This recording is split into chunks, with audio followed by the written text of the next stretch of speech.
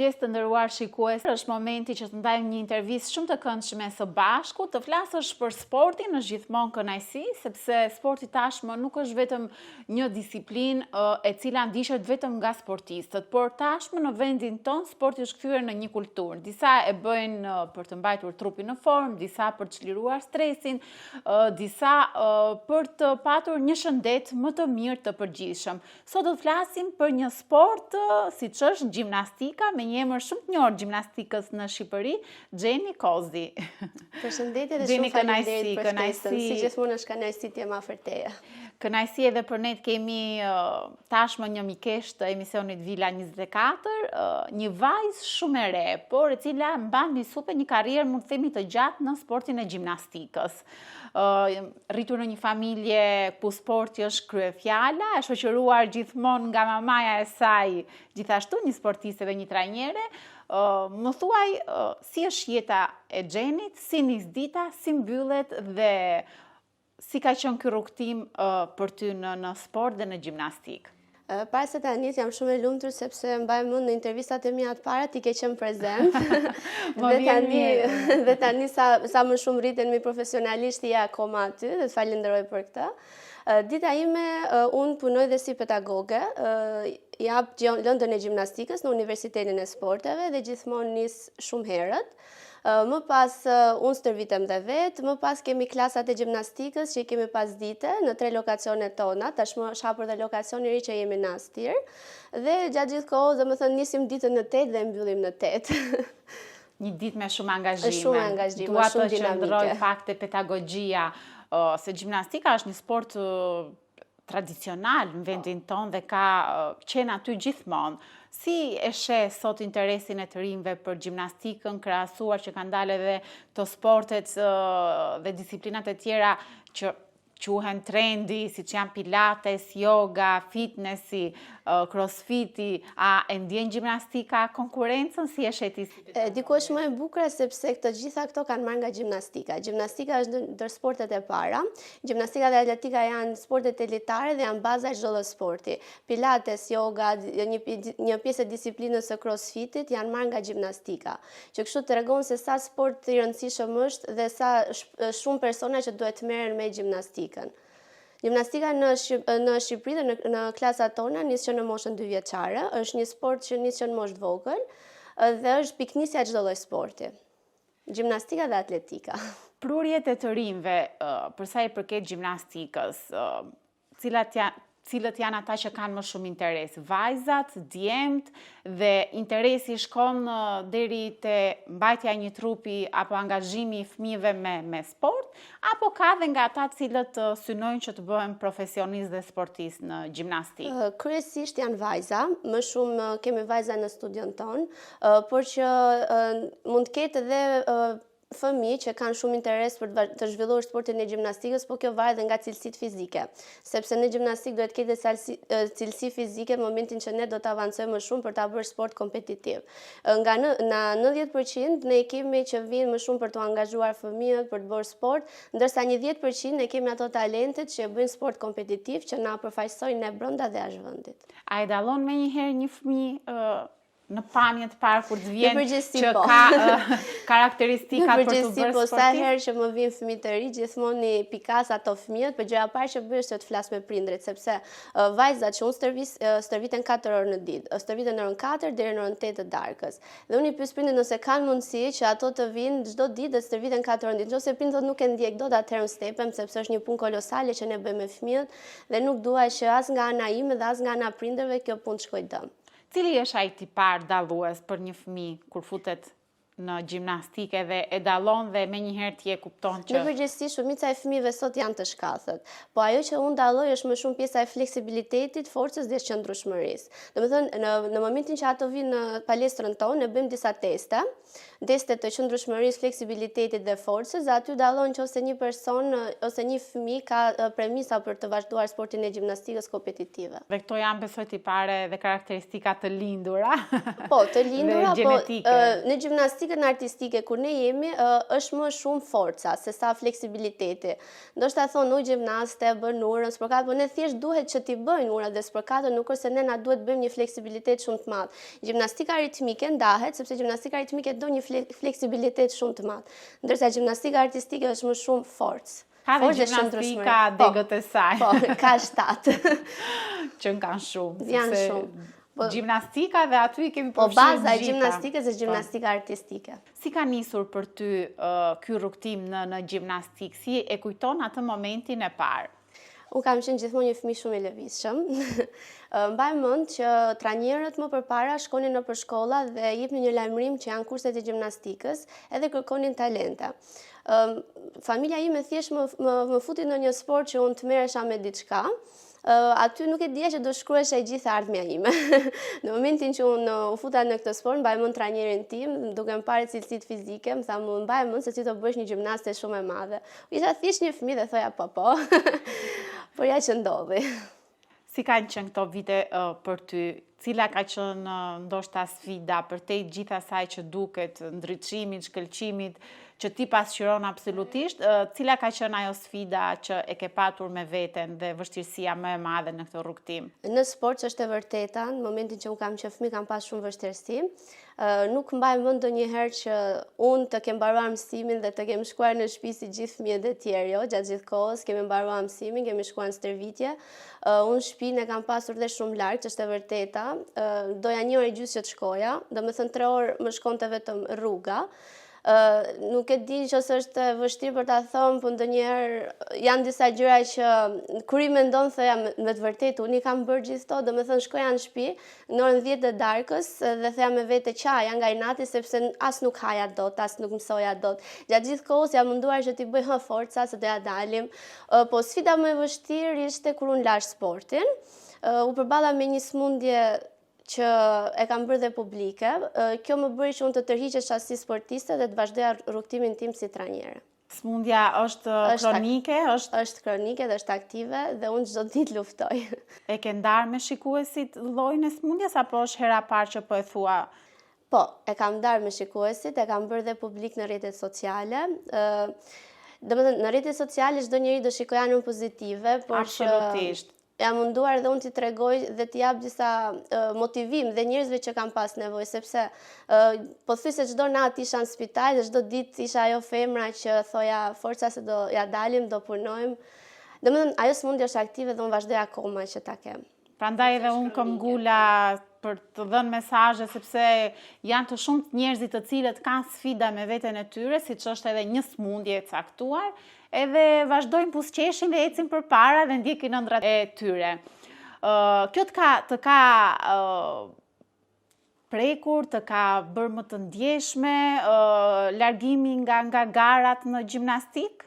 Ka qenë ndoshta pjesa më e dhimbshme për ty? Ç'është e vërteta, më shumë ka ndryshuar në pjesën e karakterit tim, me thënë të drejtën. Ndërsa për pjesën e garave nuk e ndjej fare sepse kam ato gocat e mia që i dua shumë edhe gjatë gjithë kohës jemi aktive në gara ndërkombëtare dhe në gara brenda vendit. Jam shumë krenare për gocat dhe këtë pjesë nuk e kam ndier më shumë, pjesën e ndryshimit të karakterit sepse smundja të bën shumë person më të ndjeshëm, të bën të largohesh edhe nga shoqëria, don që të rish pak vetëm. Gjatë gjithë kohës ti je smur edhe nuk ke ku ankohesh dhe e vitmi vend është familja. Prandaj kjo gjë të bën të stepesh pak dhe një hap mbrapa larg. Edhe unë them gjithmonë që smundjet na bëjnë që të kuptojmë në të vërtet thelbin e jetës edhe ta ndalojmë pak atë ritmin e shpejt që bëjmë ndonjëherë për të arritur suksese dhe gjërat materiale në jetën tonë. Nuk e mbaj mend edhe kur unë se kam bërë 2 ndërhyrje dhe njëra ka qenë goxha serioze dhe mbasi u ktheva më tha doktori do rish 6 muaj do 1 vit pushim edhe unë i thash po patjetër në rregull. Gjëja e parë që kam zbrit nga aeroporti ka qenë duke shkuar në palestër te fëmijët. Thjesht ulur kam ndëitur, domethënë thjesht i kam dhënë ushtrime duke folur, por gjithsesi nuk e kam bërë pushimin e doktorit që tha 6 muaj, pa lëvizur nga shtrati. I përmendëm kaq shumë smundjet, nëse do dhe ke dëshirë mund ta ndash edhe me shikuesit se për çfarë realisht lloj smundje bëhet fjalë dhe cila është këshilla që ke për ata të cilët kanë po të njëjtën smundje dhe mesazhi që ke për ata. Atëherë, kjo lloj smundje quhet morbus Crohn, është një smundje shumë e rrallë që prek pjesën e zorëve. Mesazhet të të jepja, unë e di që në momentin që ne prekemi nga një smundje, gjëja vetëm është të tërhiqemi nga jeta dhe të vazhdojmë të jemi shumë pasiv, sepse doktorët të thonë, do mundohemi që të japim forca vetës, sepse jeta vazhdon dhe nuk e di se si është fati jonë. Ndaj ne mundohemi që të bëjmë më të mirën për veten dhe për njerëzit që na rrethojnë. Të jetosh me këtë smundje, cila është sakrifica më e madhe për ty? Dieta ushqimore? Sepse je gjithkohës e lodhur, besosh, një gjë që je gjithkohës e lodhur, hekurat, vitamina, çdo gjë, nga që unë kam bërë një operim dhe zora ime nuk përthith më hekurat dhe vitaminat, dhe unë gjatë gjithkohës i marr të jashtme, jo për terapitë ndryshme, domethënë është pak sfiduese që të jetosh me këtë smundje.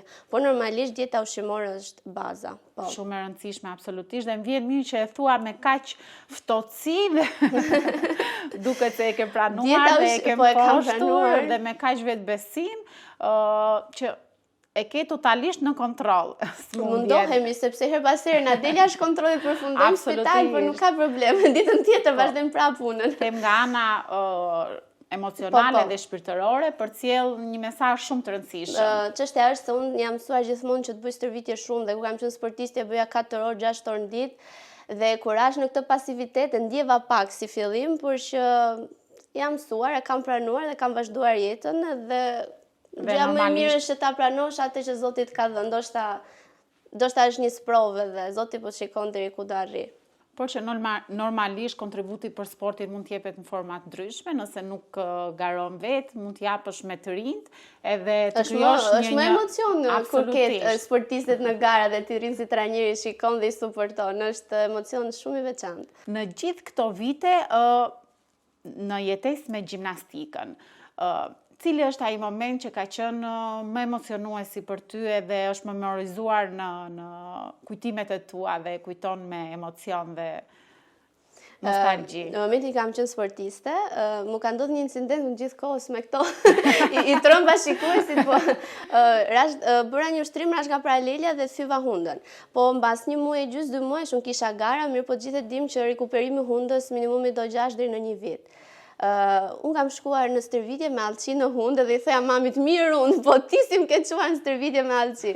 Okej, kam shkuar, kam stërvitur dhe mbaj mend që bëra gara, edhe pse kisha hundën ashtu dhe kam dalë kampione dhe këtë moment nuk do ta harroj kurrë. Ky ka qenë momenti më emocionues gjatë gjithë karrierës time. Ajo që më bën mua kurioze tani është po mirë, gjimnastika, po a ke menduar ndonjëherë një profesion tjetër nëse nuk do ishte gjimnastika, ose ke ndërruar kur ishe thjesht një fëmijë? E vetme gjë që kam ndëruar, kam qenë fëmijë, janë këto që kam sot.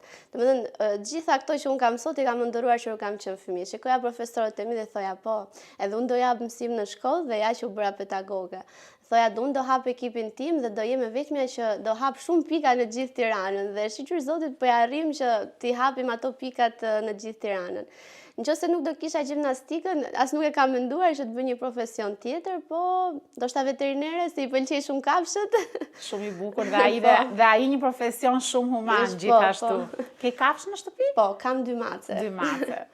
Tjetër nuk do besoja. Mbush gjithë kafshë, po nuk më lën mami që kështu më mirë po i mbaj ato të dy. 2 mace. Mami është një pjesë shumë e rëndësishme jetës tënde. Kjo nuk do shumë për të kuptuar, se në gjitha intervistat që kemi bërë bashkë dhe këtë herë, mami e shoqëron Xhenin kudo. Cili është raporti që ke me të edhe për shumë unë do pyesja, nuk të duket pa kujdesi tepërt në moshën që ti ke që mami është gjithmonë aty kudo? Jo vetëm ju, po të gjitha kanë vënë re që mami është kudo, edhe kur unë jap mësim, mami pret aty te makina, sepse unë çdo gjë kam lidhur me mami. Mami punon me mua, sepse mami është gjithashtu trajnere gjimnastike, punojmë bashkë. Na lidh edhe pak punën që gjatë gjithë kohës ne do jemi bashkë, plus që unë kam shoqen më të mirë dhe ku ka më mirë që sekretet e tua mos ja tregosh një personi që nuk e njeh, po t'ja tregosh mamit. Dhe gjithë kohës jemi shumë të lidhura. Unë mund të them që mami ka qenë shtysa më e madhe dhe ka qenë heroina e jetës time, sepse gjithmonë kur shifja errësira ajo ka qenë dritë aty për mua, që kështu mamin do e kem gjatë gjithë kohë dhe shpresoj ta kem sa më gjatë. Dhe falenderojmë dhe përshëndesim dhe urojmë që së shpejti t'ju kemi pse jo në një intervistë të dyja, se jam e sigurt që keni përdhënë shumë mesazhe të rëndësishme. Përveç fëmijëve, a ka grup mosha të tjera të cilat janë të interesuar për të ardhur dhe për të bërë gjimnastik dhe me çfarë objektivash drejtohen për tek ju? Kryesisht më shumë vim për të mësuar disa elementë siç janë spërkatat, vertikale, turat, disa elementë gjimnastikor dhe mosha madhe ose në përgjithësi janë shumë të fokusuar te pjesa e pilatesit dhe jogës dhe disa vinë për të mësuar disa ushtrime specifike që mund të ndihmojnë në profesionin e tyre. Ne jemi në muajin maj, periudha ku gjithë mbajnë dietë. Se mendojnë që për një muaj do bëhemi gati për në plazh. Po gjithsesi kemi pak shpresë, për 2-3 kilogram mund të bëjmë. 2-3 kilogram i hedh edhe brenda ditës vetëm ushqim, ti nuk është problem ajo. Puna është që ti të mbash një regjim gjatë gjithë vitit, mos ta privosh veten vetëm për 2 muaj. Të kesh një disiplinë, mendoj, jo thjesht ta bësh stërvitjen thjesht për 2 muaj për 2 kg, sepse atë gjë e bën dhe brenda javës. Cilat janë këshillat në këtë fazë alarmante për 2 muaj që mund të marrin për ne që do shkojmë në plazh në korrik ose në gusht? Pse keni lënë kaq vonë në shpytja parë? Nuk jeni kujtuar shumë vonë. Atëherë unë mendoj që këto gjërat që hedhin Instagram, rash për një javë, humba 4-5 kg, është komplet e gabuar, sepse trupi gradualisht për një muaj duhet humbi 4, maksimumi 5 kg, nuk mund të humbi dot më shumë. Më shumë. Po, dhe unë nuk e sugjeroj dhe nuk kam çka këshillë të jap në këtë rast në momentin që ju e lini në moment të fundit për të bërë një trup sa për verës. Unë mendoj që parsorë është shëndeti. Duhet të ushqihemi mirë për veten tonë, do të mbajmë larg doktorin për veten tonë dhe të kemi një shëndet të mirë nëpërmjet ushqimit dhe aktivitetit fizik. Mos ta lëmë për moment fundit. Unë të falenderoj shumë, sepse nëpërmjet kësaj interviste jam e sigurt që kemi përcjell mesazhe shumë të rëndësishme, jo vetëm për sportin, por edhe për vetë kuptimin e jetës, siç është edhe shëndeti. Të uroj absolutisht gjithë mirat dhe suksese dhe uroj të shihemi sërish në intervista të tjera. Faleminderit shumë për intervistën, ishte shumë kënaqësi. Dhe këtu e mbyllim edhe bashkë nderuar shikues, duke ju uruar një ditë të mbar nga unë Çenkuela Hasa, mirupafshim.